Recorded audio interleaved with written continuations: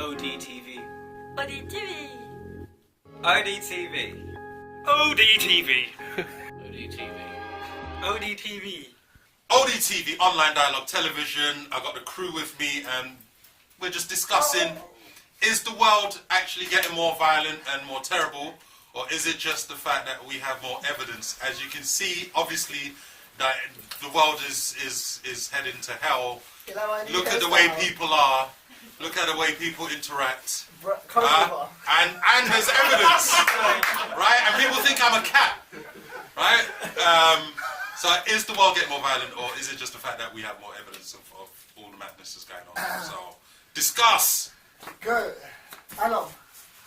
I think the world is becoming more violent, and nowadays the kids, they're into computer games, they're interacting too much online, so they don't actually realise what it is to be a child, go out and have fun, or even learn about how to get out of situations. I mean, in terms of bullying, they don't know how to deal with it. I mean, before you probably call somebody over to deal with your problem. Yeah. But nowadays, they're even scared to do that. If they have a bigger brother, bigger sister, or someone else that can help them out, but they won't even do that. Now they just sit back home and they're worried about it. I think, yeah, in terms of bullying has become a bit easier, and because of that, now the gangs have become more violent because they think, I can get more out of it, so I think I can take it to that next level and keep doing more, and there's more victims out there. I think that leads into also online bullying. Yeah, cyberbullying. Because trolls is a form of online bullying, basically, isn't it? Like online trolls and stuff. Yeah. There's a lot of people you can hide behind some anonymous account or whatever, and you can say terrible things and racist things and sexist things and whatever nonsense that people want to say, and they're hiding behind some keyboard and some egg on a screen or whatever it is. So a frog or whatever the new meme for trolls is.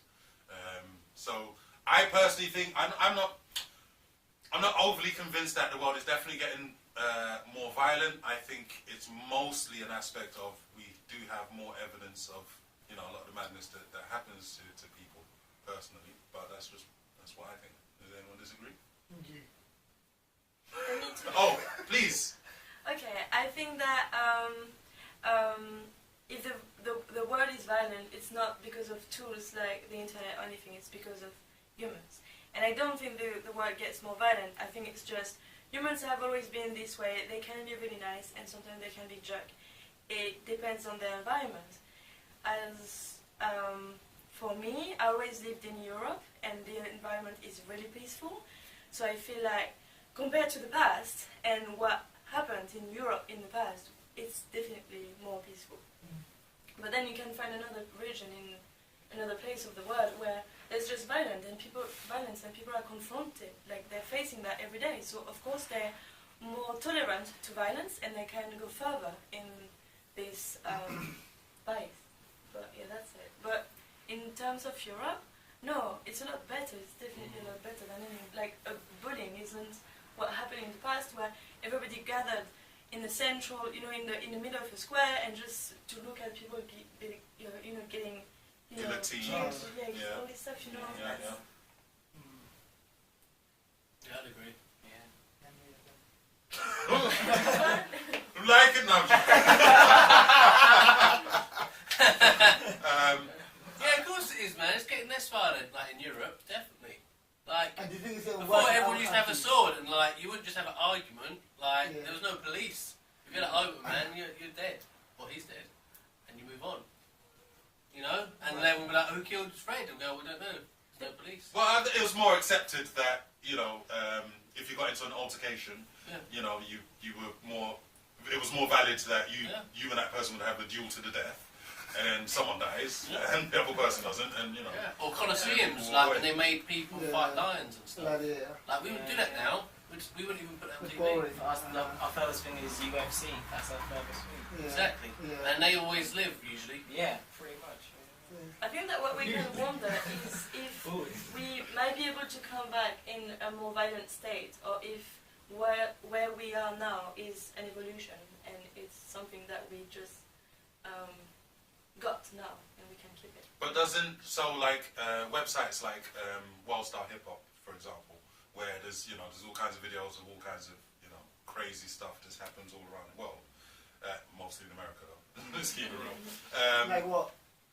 So like someone getting bullied, or someone getting robbed, or someone falling flat on their face, or whatever it is. Yeah. Doesn't that kind of build an audience for that stuff, and doesn't that then increase a demand to watch that kind of content? So when we have situations like, you know, on the bus recently in London, someone got on the bus with a knife and ended up wrestling with this other guy, and the guy wrestled the knife off him and so on. And a lot of people were kind of just standing there watching and filming it, you know, as opposed to helping or, you know, going out to call the police or whatever it was. Yeah. So I think that there is definitely an aspect of, I think it started off as the world wasn't more violent, it was just that we get more evidence.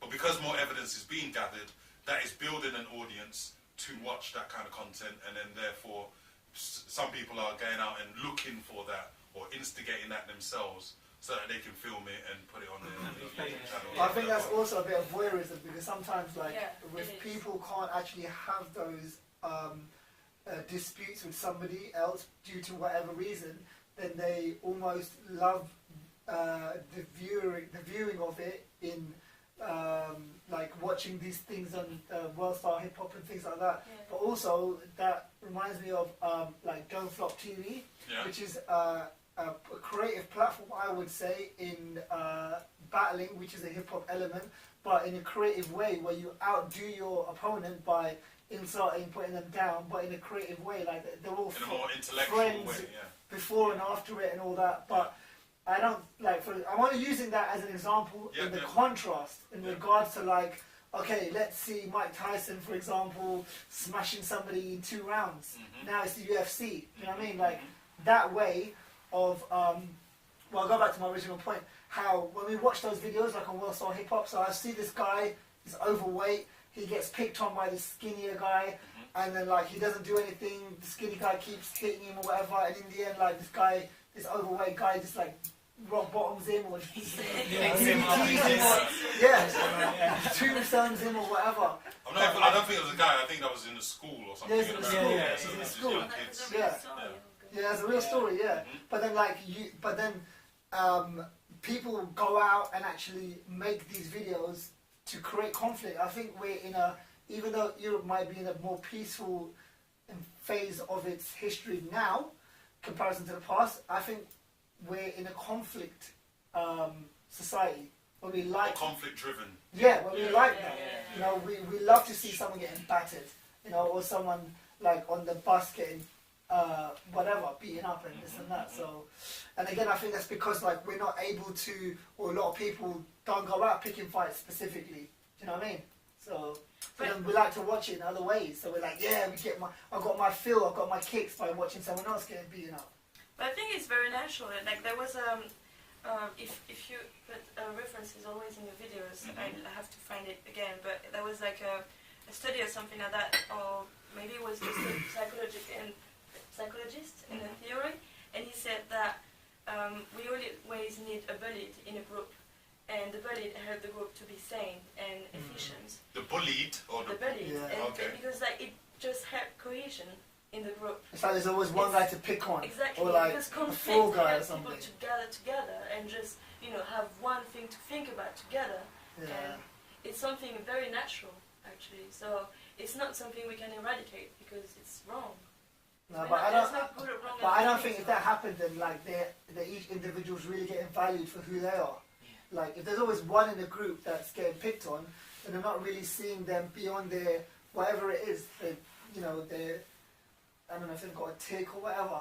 It's like they're not really being acknowledged for who they are within themselves. It's not something good, like in the way we consider moral now, but it's just nature is not good or bad. So it's just here and it exists and it helps us to be together. It's something natural. It's just. I don't think. I think the media does it in terms of like they pick on certain people to strengthen, like the Great Britain, for example. And let's find somebody. It could be a particular group, or it could be a particular race, or anything, or particular like rich people, poor people, immigrants, anything like that. They'll pick on them to bring unity in terms of like how they done it with Brexit. So like Brexit, the whole point of selling Brexit was we can get rid of the foreigners. To some people, I mean, a lot of uneducated people looked at Brexit as in, yeah, we can get rid of foreigners. And as soon as Brexit happened, they were like, yeah, you're going to go back to your country now.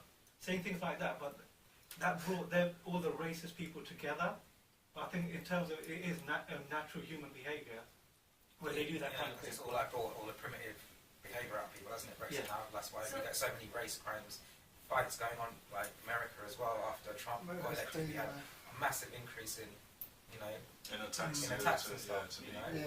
And there's always like, it's in our nature, I guess, to be idiots and stuff. Yeah, like if you take this problem of Brexit now, you can go in the 19th century, and we're saying that about the Jew, or before about like witches, and like again and again, it always existed, this kind of, you know, minority that you want to reject from society, and that's the same scheme as we were saying before. But I think that's like a survival mentality, you know.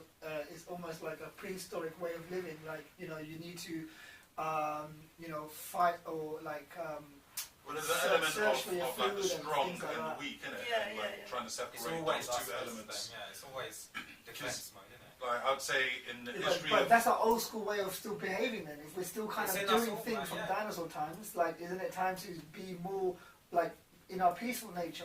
But it's what we're doing. That's why we're all against this kind of behavior, because now we know that it's wrong, but it still exists because it's intrinsic. Isn't it something that exists from a polarity consciousness? If you always have a good, it needs to be reflected from a bad. If you had just a blank state, then there would not be a good or bad, just be a state, a level. Do you know what I mean? If we're constantly picking out something to be the popular or the right thing to do, there's got to be a wrong. You know, right can only be right if there's a wrong. So if we break the polarity, break that shift in always needing to have something to glorify, then then we can come back to a level, steady plane of just everything being accepted. And this voice gets drowned out because of, I don't want to say because of society, but definitely it perpetuates this, like, it's us against them, and like we need to fight for something, and there's always someone that's going to be, you know, like taking the rap for it, or it's their fault, you know. But definitely, I'm about that playing field. Bring back to unity consciousness, breaking away from the sense of us versus them, or we're better than them. But like I was saying before in the other video, that like when we're born, we don't know like what race we are. We don't know, you know, if I'm ginger, black, white, whatever, what kind of accent I have, and then it's learned behavior. And I think this learned behavior, even like I have to, like back in the day, like millions of years ago, I'd have to go and hunt for my food, like hunter-gatherers and all those things. That's also learned behavior. We're in a civilized nature or world right now. Well, it should be, and it's supposed to be, but it's like we're a part of, like, the brain is still back in those millions of years ago time, and we need to be updated, you know? But I think there's a big problem because, we are like evolving. There isn't conflicts to have. There's not too much to have trouble over. But everything the media says, everything you're driven towards is about individual self-worth, having power over others. That's to make money for the media. That is for them to sell newspapers, to sell what they're selling. If you... But it's for me, it's not the media. It's every individual in the modern society. What's the thing people want to do now? They want a lifestyle, they want to buy into something. That's not you though. That isn't you, is it? Huh? That's what you're saying. No, it's not. It's not me, but it's a general population thing. Okay. It's something everyone is aspiring to. So if you take, so getting back to your point, which is, are we more violent? No, we're not. However, I think we're not more violent, but senseless violence has gone up because it's just another form of putting yourself across, being someone. So where before you had lots of gang crimes, gang crimes had at least some sort of purpose to them, sense. So why have the statistics now changed to, gang crimes actually gone down a bit, but senseless killings, stabbings, and carrying knives for no good reason have gone up? Why is this? When you start to analyse it, it comes back to this whole YouTube thing. It's like, they call it ratings now when they stab people. It's all about me. It's all about being someone. Like, there's a lot of like hip hop music that's kept off the labels because it's non-violent, because it doesn't sell. Well, I was gonna get into that point of like, is it a supply and demand thing? Is it that the media and etc. push conflict there's that famous saying that if it bleeds, it leads. So if there's a wonderful story of a 105-year-old who rides a roller coaster, I'll put the link to that video. That doesn't get promoted as much as, you know, a bomb that killed, you know, 25 people or something. Just that what I'm saying. Like the good, positive stuff that happens in society, which happens on a very regular basis all around the world, doesn't get pushed in front of our eyes. What gets pushed in front of our eyes, what you see the headlines are, whatever website you go to, whether it's Yahoo or Google or whatever it is usually some kind of conflict-driven aspect to it. It's some kind of negative, fear-mongering. But because when they have the two stories next to each other, more people will click on that conflict issue than they would on the nice, wonderful, positive thing. Or so we're told anyway. I think, like the example you gave with like the music industry, I think it's just the fact that the positive, good stuff doesn't get pushed as much, you know. So there isn't a but I think that. No, but is it? But that's so. In terms of computer games, like which games get bought more? The ones where there's violent, like Grand Theft Auto. Most people around the world know that title, right? What's the other one? But at the same time, a lot of people also know Super Mario, which isn't necessarily a violent thing, but it kind of is to some degree. Now it's not violent in the same nature. It's more like the Tom and Jerry we grew up watching. Again, but Tom and Jerry, another good example where, you know, you're getting bashed, the cat's getting tapped on the head with a mallet. Or Roadrunner, where how many times that coyote, how many lives did that coyote have? Yeah, Wile E. Coyote, right? Acme must be the sickest company ever, and I definitely want shares in Acme, right? But is it a fact of which one is it, supply or demand? Like, which one is it? Is it the fact that we as consumers and as society, we want that conflict-driven stuff, you know? Or is it that's just what's been offered, so therefore that's just... Because if it was supply, no one would make any money off it, because everyone... Like, they released that newspaper that only reported good news and it went out of business in a week. Yeah, because people like to know We've about always liked it. negative shit. Like, we get I think it's a form of entertainment as well. No, but is it from that survivalist aspect of our primordial brain, as we mentioned, in terms of we want to keep abreast of, like, we want to keep aware of what the conflict is so that we can... I can keep myself safe from it. Oh, you know, I need to know what's going on. Is there something violent that happened? So that I can keep myself, you know, I can know how to work around it. A lot of people are just miserable and angry and they want something to hate. So there is also that. That's why there's always demonising people in the media, like, so you can get to hate them. Like, you know, Trump, for example. Yeah, the media, half the media is like, I can hate this guy. Yeah, half is like pro. But we do that. We can do that with the same individual. So when someone's underground and they're putting the hard work in, people are on their side. And as soon as that person breaks into the mainstream or does really well as a general thing, then people say, "Oh yeah, but you know, he's sold out." Or whatever. Support people. Do you know what I mean? Just to let people know, there is a cat in the room. So like, if people right. wonder That's why she's just like, the girls. So is it both then? Is it just a standard thing of, well, human beings, we have a violent aspect to us, and therefore an interest in conflict? Then we have the same thing with sexual nature as well, but why is it that the violence is glorified but sexual nature is tabooed? You know, we have a sexual nature in us, we have a violent nature in us, but why is it that we don't... I'd say the sexual nature is highly glorified in Yeah, today's world. I'd say... By the way, one at a time. If you look at the foundational holy scripts of many civilizations, they got lots of violence in them. Yes. And they're quite strict about the sex as well. So you say those cultural values have been monotheistic. I mean, I'm only saying some, but I'm saying everyone's got violence, but some people don't like sex. Whereas some cultures like sex, but don't like violence. But in the West... I want that culture. Anyways. Yeah, that's what I'm saying. Yeah, because it's only monotheistic. In Abrahamic, they have that. But if you go to India, they've got a Kama Sutra. Do you know what I mean? So it's if you're looking at the Abrahamic religions. Oh no! We had a conversation about this. They've got a Kama Sutra and they have over 1 billion people population. I'm just saying. I ain't saying nothing. I'm just saying. I'm saying he's been there. But that's taboo now, because when the British Empire came, they shamed everyone, said this is bad. And to be fair, everyone's looked at porn.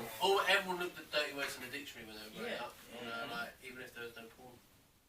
But it's tabooed, though. So, yeah, but people still look at it. Yeah. Even if it's not on the... But I think there's an increase in wanting to look at it when it is taboo.